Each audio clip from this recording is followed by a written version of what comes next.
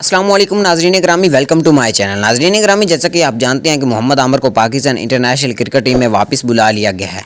नाजरीन ग्रामी, उनके फैंस का ये कहना है और हमें कमेंट आ रहे हैं कि अगर मोहम्मद आमिर को टीम में शामिल कर लिया गया है तो क्या वो वेस्ट इंडीज़ के खिलाफ सीरीज़ खेलेंगे या नहीं, क्या वो हमें सीरीज़ खेलते नज़र आएंगे या नहीं। आज की इस वीडियो में हम आपको यही बात क्लियर करने जा रहे हैं।